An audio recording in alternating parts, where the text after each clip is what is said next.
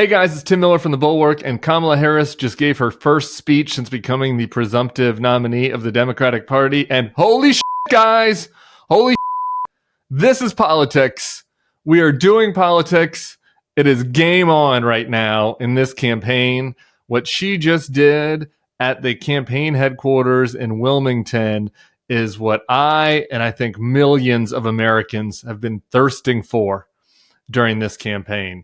There was a bunch of talk, there were a lot of pleasantries. Former President Biden also spoke via speakerphone, undermining some of the conspiracy theories going on the right about his illness. Even Trump's campaign strategist implied that Biden wasn't really sick with COVID or something. I mean, these guys are off the deep end. But after those pleasantries, we got to the meat of the vice president's speech. And what I expect to be an outline and a preview of what her campaign against Donald Trump is going to look like, especially when she becomes the official nominee in Chicago. So there are two parts of the speech that I want to watch with you. One is the vice president talking about her experience as a prosecutor and contrasting that with Donald Trump's experience as a criminal. And the other part is a future vision for America. So before we play this first clip, I want you to understand why this is so important. In that debate, on the campaign trail, because of the baggage of the administration, just because of the candidate skills, there just hasn't been this clear defining contrast that we've been hoping for.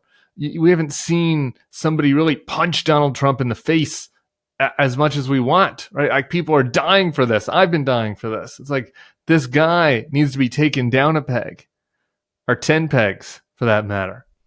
And so because of Kamala's background as a DA, as a prosecutor, as an attorney general, she has the experience taking on people like this. This is in her skill set. And she has this great line in the speech where she talks about how she knows guys like this. She knows guys like this. She's taken on sex predators. She's taken on fraudsters. She's taken on, big businessmen who, take advantage of their employees, who cheat people. I don't know that she's taken on a person that tried a coup yet. This is going to be her first try at that. But that contrast, prosecutor, criminal, somebody who's cared about the little people versus somebody who's fucked over the little people. This is going to be a definitional part of her campaign. And so let's watch her talk about it together and try to keep your shirt on because it's pretty exciting. As many of you know, before I was elected as vice president, before I was elected as United States Senator, I was the elected Attorney General, as I've mentioned, of California. And before that, I was a courtroom prosecutor. In those roles, I took on perpetrators of all kinds. Predators who abused women. Fraudsters who ripped off consumers. Cheaters who broke the rules for their own gain. So hear me when I say, I know Donald Trump's type. As a young prosecutor, when I was in the Alameda County District Attorney's Office in California, I specialized in cases involving sexual abuse. Donald Trump was found liable by a jury for committing sexual abuse. As Attorney General of California, I took on one of our country's largest for-profit colleges and put it out of business. Donald Trump ran a for-profit college, Trump University, that was forced to pay $25 million to the students it scammed. As district attorney, to go after polluters, I created one of the first environmental justice units in our nation. Donald Trump stood in Mar-a-Lago and told big oil lobbyists he would do their bidding for a $1 billion campaign contribution. During the foreclosure crisis, I took on the big Wall Street banks and won $20 billion for California families, holding those banks accountable for fraud. Donald Trump was just found guilty of 34 counts of fraud. There it is. This is what we've been asking for. This is what we've been asking for. Right at him. Going straight at Donald Trump. No apologies. No footing around, no random stream of consciousness sentences. Just straight at them, clear contrast. Somebody that's for the people versus someone that screws over the people. Really good.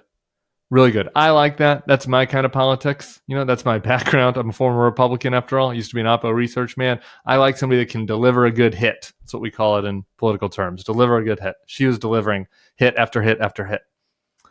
But here's the part I think that broadens out her appeal.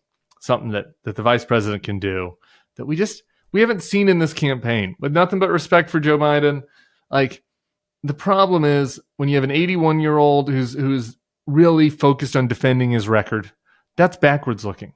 When you have a 78-year-old who's a megalomaniac trying to stay out of jail, that's inward looking. All right. I think that Americans have been desperate for somebody who's future looking. All right. Who cares about what happens tomorrow, not yesterday. And when Kamala pivoted into this part of the speech, I got to tell you, I was standing up in my seat over here. I was like, yes, this is what we've wanted. This is what America needs right now and has been calling for from a political message. Maybe I've overstated a little bit. Maybe your expectations are a little too high now, but let's watch together Kamala talk about the future and talk about what kind of country we're trying to be. This campaign is not just about us versus Donald Trump. There is more to this campaign than that. Our campaign has always been about two different versions of what we see as the future of our country, two different visions for the future of our country. One focused on the future, the other focused on the past. Donald Trump wants to take our country backward to a time before many of our fellow Americans had full freedoms and rights. But we believe in a brighter future that makes room for all Americans. We believe in a future where every person has the opportunity not just to get by, but to get ahead. We believe in a future where no child has to grow up in poverty, where every person can buy a home, start a family, and build wealth, and where every person has access to paid family leave and affordable child care. That's the future we see. Together we fight to build a nation where every person has affordable health care, where every worker is paid fairly, and where every senior can retire with dignity. All of this is to say, building up the middle class will be a defining goal of my presidency. Is that the greatest speech in the history of politics? No. Is Kamala reaching the soaring heights that Barack Obama did in Springfield? Probably not. Are there going to be challenges that she's got to overcome? Does she have issues in her background that we're going to talk about that Republicans are going to attack him for? Yeah, all of that. Yes. But we've went from this dynamic in this campaign where we're just stuck in mud with these two, even if it's good grandpa versus bad grandpa, it was still two grandpas. And they were, it was like this senior citizen food fight happening, which is, I don't know, maybe an interesting thing to rubberneck at, but it's not lifting people's spirits. And that's what politics is about. All right. It's about galvanizing people. It's about bringing people in and bringing people together and giving them hope, giving them something to look for. And it's also about explaining to people in clear, simple sentences why your opponent's a POS. And this speech did both of those things. So I got to tell you, my expectations were exceeded.